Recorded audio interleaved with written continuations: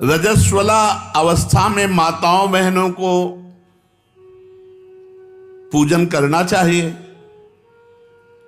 रजस्वला स्थिति में माताओं बहनों को दूर से दर्शन करने का अधिकार है, प्रणाम करने का अधिकार है, मानसिक पूजा करने का अधिकार है, मानसिक जप करने का अधिकार है, मानसिक पाठ करने का अधिकार है, प्रगट में पूजा करने का अधिकार 3 दिन तक नहीं है।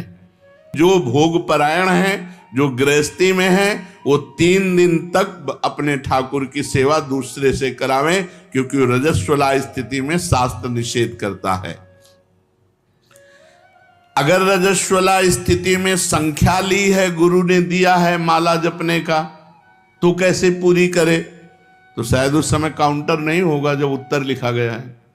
तो इन्होंने कहा कि सूत की माला ले सकते हैं या लकड़ी की माला ले सकते हैं। तुलसी की माला से रजस्वला स्थिति में संख्या पूरी न करें। अब तो बढ़िया सुविधा है, न सूत न लकड़ी, काउंटर अंगुरी में फंसा लो, मंत्र और नाम की संख्या पूरी कर लो। जप नहीं छोड़ना चाहिए, जप नहीं छोड़ना चाहिए। और किसी ग्रंथ का स्पर्श नहीं करना चाहिए, पूजा ग्रह का स्पर्श नहीं करना चाहिए, रसोई का स्पर्श नहीं करना चाहिए। अगर गीता, भागवत, रामायण इनका पाठ है तो जितना याद हो उतना मानसिक कर लेना चाहिए, ग्रंथ नहीं पकड़ना चाहिए रजस्वला स्थिति में। अब आखिरी में बता दीजिए कि सच्चा भजन हो रहा है, इसकी परीक्षा क्या है? सच्चा भजन हो रहा है हमारा, इसकी परीक्षा क्या है? भजन करने वाले की प्रतिपल उन्नति होती है। जैसे भोजन करने वाले को एक एक कवल में क्षुधा निवृत्ति, तुष्टि और पुष्टि होती है, ऐसे भजन करने वाले को संसार से वैराग्य, स्वरूप का बोध और भगवान से प्रेम, तीनों एक साथ बढ़ते चले जाते हैं।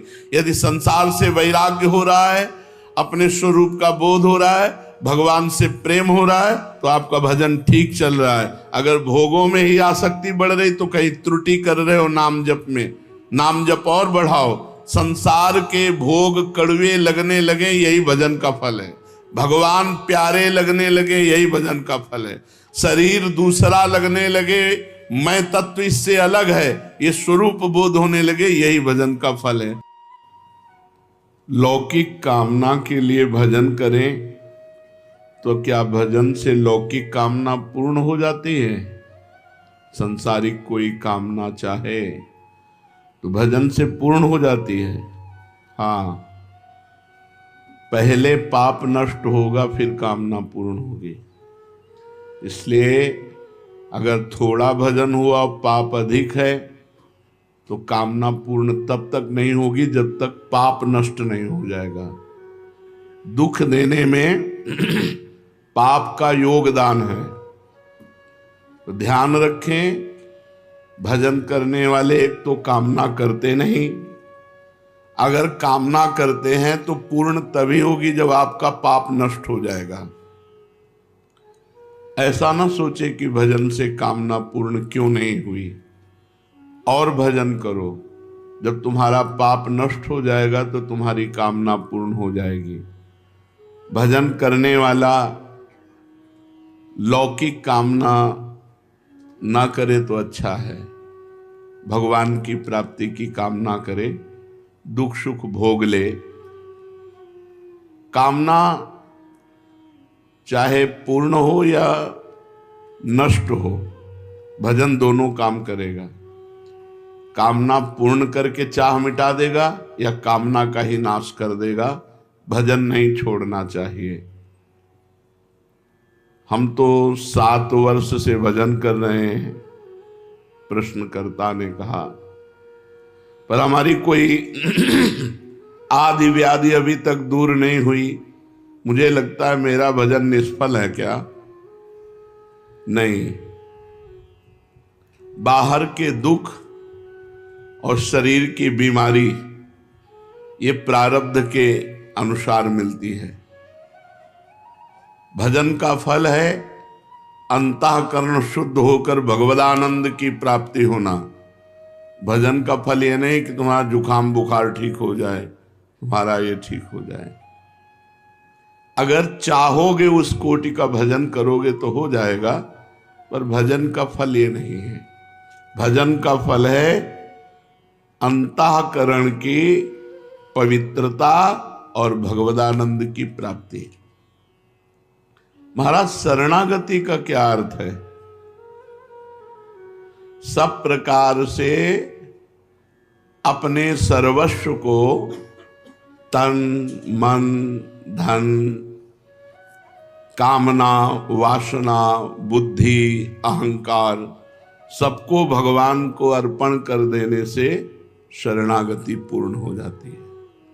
तन मन धन कामना वासना बुद्धि अहंकार, इसमें अपनापन न मानना, ये सब भगवान का है, ऐसा अर्पण कर देना।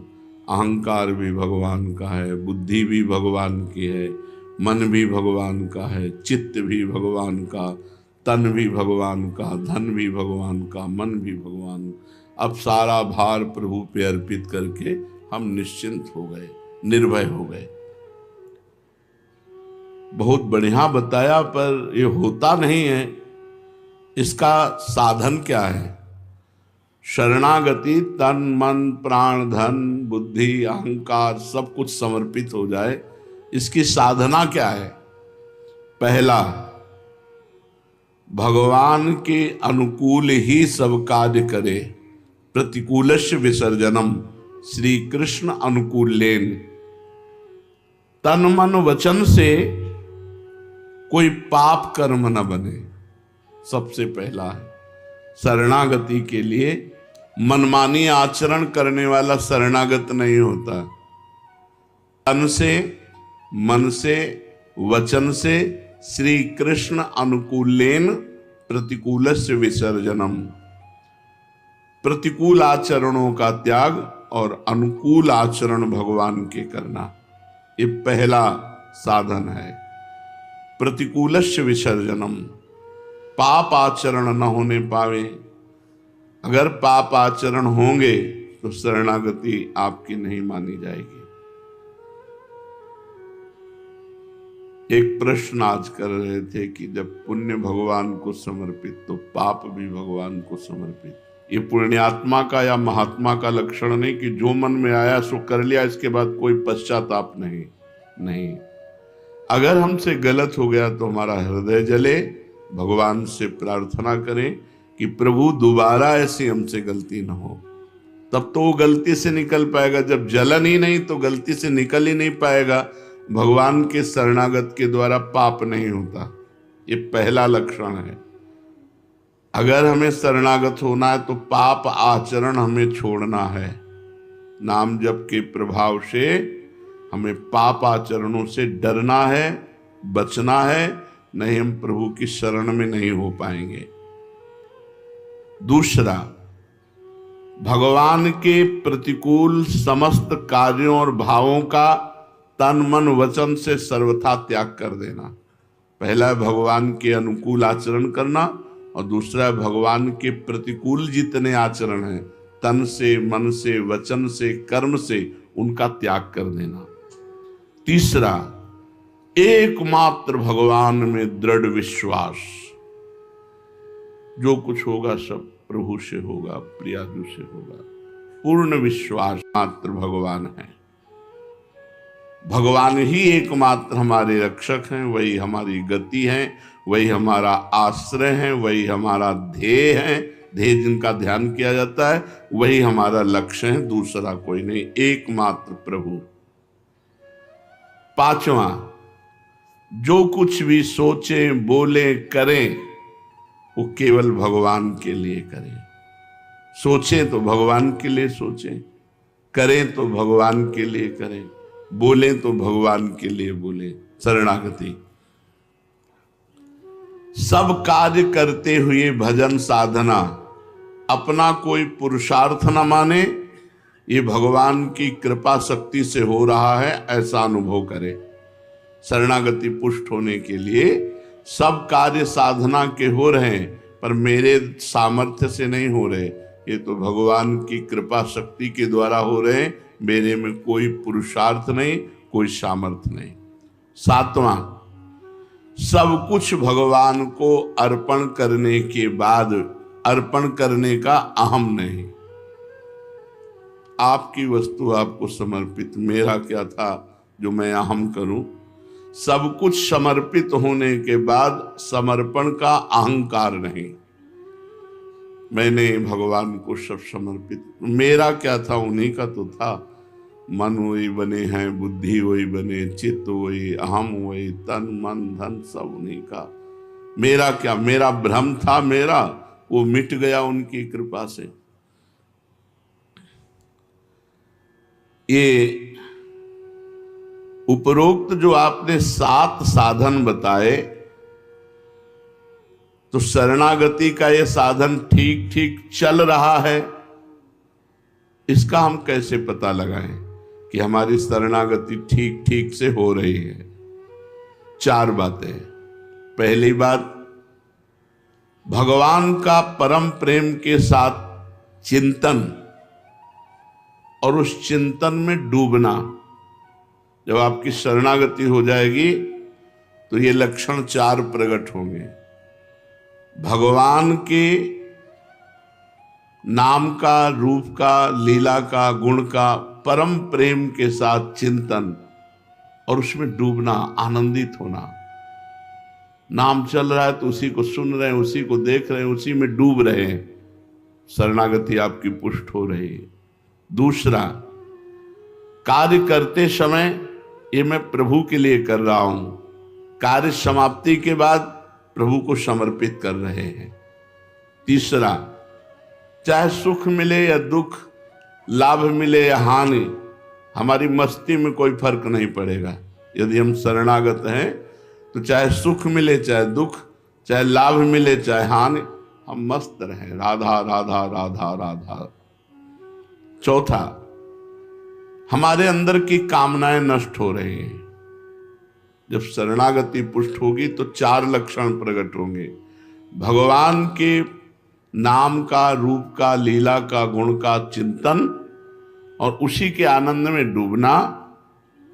भगवान के अनुकूल ही सारे कार्य करते हुए भगवान को समर्पित करना और भगवान के प्रत्येक विधान में राजी रहना, चाहे सुख मिले चाहे दुख, चाहे मान मिले चाहे अपमान, चाहे हानि मिले चाहे लाभ।